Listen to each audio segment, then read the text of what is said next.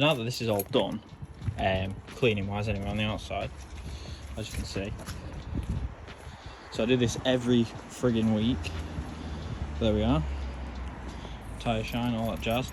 There's a little tip that I was taught by Paul, also known as Project Nigel. Shout out to him, by the way. Go check out his channel, it's pretty epic. So what you do is with these, because of how the window seals are, they trap loads of stuff and scratch your windows. Show if you can see it on mine. As you can see there, obviously the streaks as it comes up, but essentially you'll get little rock things, if you can see on here. I think my windscreen's too clean for it, but it's about there. Yeah, you can see it. So as these go up and down, obviously you get little bits of grit and stuff. So as you're cleaning your car, I'd probably say once a month, put all your windows down, if you're doing your monthly clean, and go in between these. I need to come up with some cleaning regimen document for this, because I'm pretty much constantly cleaning it. Of course, we need to go into the inside. A bit more of a vloggy video today, but if you look, also got my Respray mats, would recommend those. Yeah, let's get this cleaned. As you can see by my cloth, not as much today because I do this every month because I'm weird. But you can see obviously there's little bits that get caught in there. Just nasties that you don't want on your car, gross stuff. So make sure to clean those and you won't scratch all your windows up. So what we'll do is, obviously when this is finished, I'll show you the finished result and then we'll get on to the meat and potatoes of this video. Have a look at that, coming along well. Now our main thing today is all this crap under here. So what I'm going to do is I'll be jacking the car. You can see my fuel, is that the fuel cooler? Yeah, it's the fuel cooler. The oil cooler, yeah, the oil will come all the way back here from the engine and then be cooled there and then go back. Now that's the fuel cooler. So what I'm going to do is I'll jack it up and get it on a stand on one side and the other side, and then I'm going to clean all of this and put rust converter on it, and then I'm going to whatchamacallit, get some wax oil on it, because then that'll stop obviously things rusting. So I've noticed under here it's not looking too great on my exhaust. It's like fit to blow. Look at that, fit to blow. Yeah, so I'll get this sorted and we'll wait for it to fester for a little bit. So as you can see on there, they're not half bad. It's just the paint coming off them, but I don't want them to crust up. I don't know what sort of quality replacements they were. Still got my plastic guards on. I don't know what sort of quality replacements they were, so it's just a case of really just sorting them out really. They were replaced I think a month or two before I bought the car, because they were quite badly rusted. So, oh wow, look at that. Is that a brake line? Oh no, I think that's for anyone hasn't, I think that's for the handbrake. But yeah, it's not looking too bad under here, to be honest with you, as you'd expect. But yeah, we're gonna, and you can see up here obviously where there'll be a little bubble and then the water will just breach and then sit. Then obviously then you've got an anti-roll bar that's not enjoying its time. So we'll sort that out. A few things up here to note. My bushes are looking good. Those bushes are looking good. Well, the rubber bit of them anyway, the metal bit's not looking too great. Everything under here is looking okay actually, to be fair. I'm not too worried about that. That oil cooler, I keep getting that wrong. Look at that cooler of fuel. Getting chilled. It's that so luxury, it chills its own fuel, chills its own drinks. So we'll get that, we'll get started on that and then go from there. But first I need to, I can't remember what I need to do. I'll go do something else. This is why you should always inspect your car, especially after someone else does repairs on it. I didn't notice what happened with this, but someone's that's supposed to be connected to there, isn't it? I think it is. I'll check the other side, but I could hear these zip ties clacking and clacking and clacking against the wheel, really irritating stuff. And then obviously I've come here and that's just, I think it's a bushing or something, I can't really remember, but that's not normal, I don't think. Well, the zip ties certainly ain't. They're not standard Rover fit. Well, maybe in British Leyland days there was, but not in MG Rover days. Well, so you can correct me if you're wrong in the comments, but let's have a look at the other side. So what I'm doing now is I'm just using this plastic spudger just to chip the paint off. Reason being is I don't want, obviously I've dried these, but I don't want any anything sitting underneath, like a bubble of water, which is just going to slowly rot that through. So you can see we've got the rust converter on there now, and we're currently waiting a little bit, and then we will sort that out. So yeah, you can see all the crap that's come off there. It's mostly flakes of paint and stuff, so it's nothing too bad. I've just used the wire brush on it and then dried it out and then put that on it. But yeah, once this is all done, then we'll have another look and then we will spray it. You can see it's had a bit of a tickle with the welder there, I think. Someone's done that. Is that my... Yeah, looks like it. Yeah. Well, other than that, under here is looking really nice. The thing that I think will be a problem on these in the future is probably up here, where the dirt sits. Oh, fucking my ears. Is this bit here. And then probably up in these parts here, and especially that arm up there. But I think that's already a problem. Oh no, sorry, where the spring sits there. So that's already a problem. And here as well. You can see mine's already started a little bit, because people don't tend to clean under here, and I certainly don't. So it's just a case of really going up here and cleaning it like every 6 months. I'd say once you've got your winter out of the way, you probably want to be cleaning it, or just prior to winter. But yeah, all right, we'll wait for this and we'll start getting it sprayed. It's not going to be the cleanest job, but it's going to be an okay one. See under there, the first coat of that's on. I kind of shouldn't have oversprayed and hit the exhaust, but there we go. It'll come off. If not, well, I think I'll just wipe it off, because I'm not having the possibility of something happening. But there we go. And then obviously you can see the other side that needs doing, so we'll get that done in a sec. That's that, my friends. That's all done. So we've sorted all that out. That exhaust is making me laugh. I almost went on autopilot and sprayed it. That back box needs changing. Anyone has a early style CDT black box back box or black box, it's not an aeroplane, let me know. I've also gone over that with a wire, the wire brush, and coated all that as well inside, because it's all body coloured. So what we need to do, I'll look at the front and see. Well, then again, you can't see anything on the front because it's got a bloody under tray. I don't think there's anything else really to do. Me drink. Don't do that. Oh, for God's sake. Me drink. Why? Just left a perfect set of skips.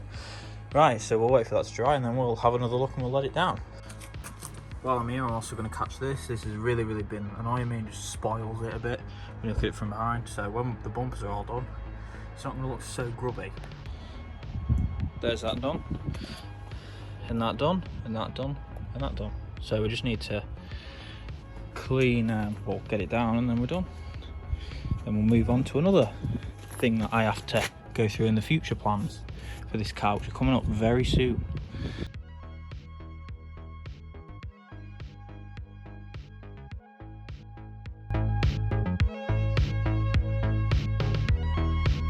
So before we go, here's the engine bay.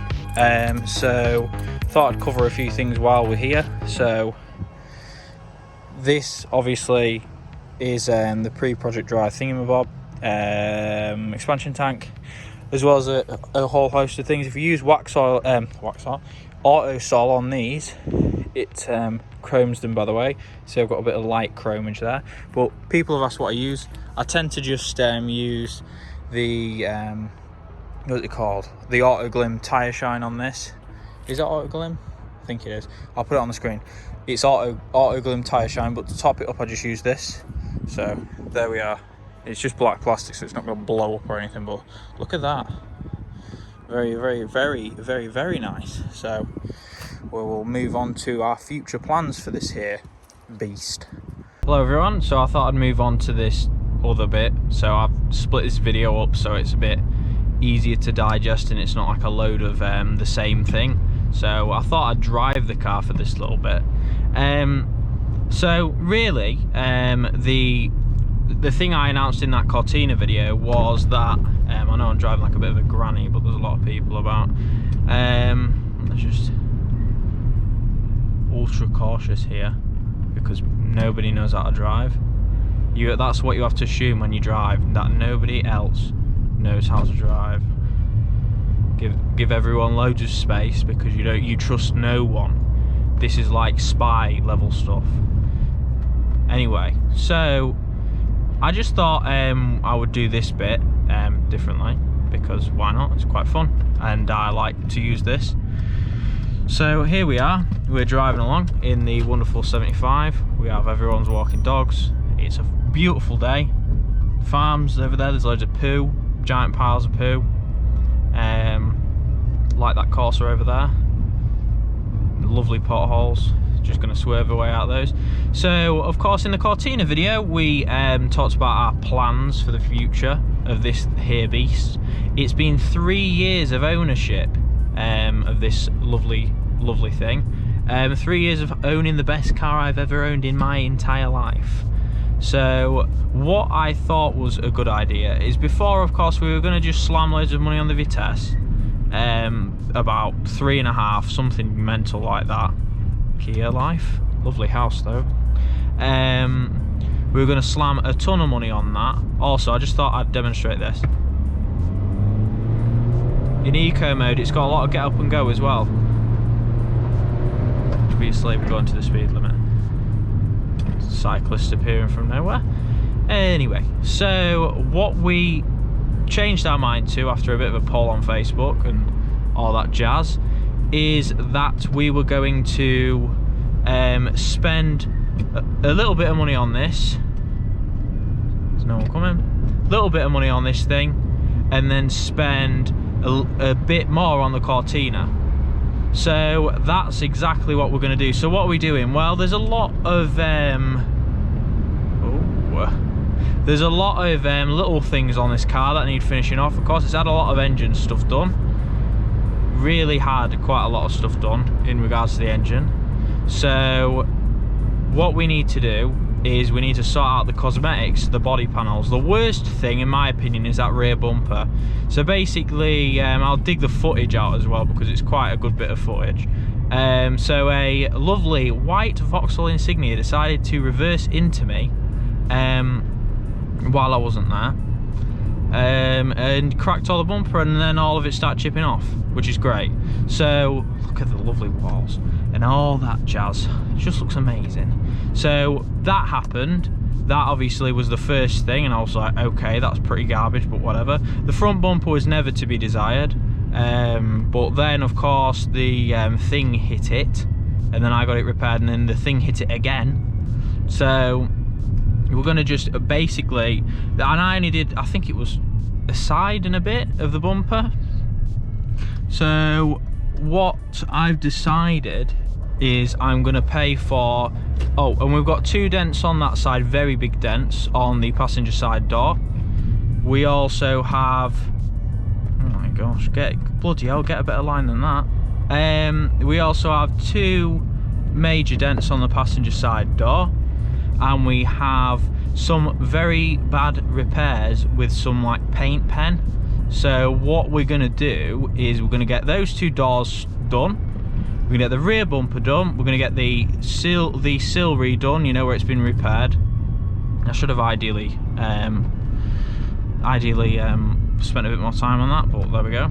So we'll get that repaired, and then we will get the all that'll be done. Front bumper, 2 doors, rear bumper, and then if the keys didn't rattle, and then we are literally finished in terms of Ukrainian flag, in terms of this car. Nothing else. As you guys obviously know, this car was in we believe to be a minor accident at some point in its pitiful existence, so there's that. I think it's been on that side because we found some glass in the scuttle as well, some broken glass. That's the only glass on this car that's not original, and it's not the Splintex stuff that you get from Rover. So of course, is it? No, it's Pilkins. It's Pilkins or Pilkington or something like that. So obviously we need to sort that out. So I'm gonna get the front just sort of realigned in terms of the, you know, the wings, because it's just that wing on there that's a bit concerning. It occasionally used to rub against the bonnet, but now that's sorted out, so that'll be getting done. And then of course we have a number of other things in the pipeline for this car, as you've seen in this video, and then more or less it's finished. The other things in the pipeline are major, just incredible, and it involves that little space there, if you can see it, but I cannot reveal. That's got the same engine. I cannot reveal yet what that magical thing will be, but you probably know if you know these cars. So that's about it really for stuff to do, and then she's finished. She's finally completed. Of course, you know, these sort of cars he's giving away to me. These sort of cars never are. There'll always be something, but she'll probably be one of the most sorted ones this side of you know, this side of London, I assume. So that'll be nice. There's MGTF in there, lovely. But I really like doing these videos. They're very, very casual. It's more like a Rover 75 vlog, but those are majority of the plans, and there's not that many. And of course, since we've owned it a year, being it's, you know, my anniversary of ownership on the 1st of April, which when I posted this thing and I sent it to everyone, I was like, oh look, I just bought a new car. Everyone was like, no you have not, it's April Fools. And little did they know the April Fools was on them, because I bought the best car ever, which has outlasted about 4 or 5 cars from a lot of other people. So yeah, other than that though, that's about it, my friends. So if you so what are your plans for your 75 this summer? Let me know, drop it in the comments. What's the plans for your cars in general? Like this video if you liked it, hate it, dislike it if you hate me. No, like it if you hate me. Remember to subscribe for more of this, and yeah, that's the summary of all the stuff that's happening with the 75, and then there will be a bigger video obviously on everything that's been done to it, how much it's cost me, all that jazz, and we just need to book like 4 days off work to do it. So thank you for watching guys, keep watching, and remember to subscribe for more me pulling in front of a Honda Jazz.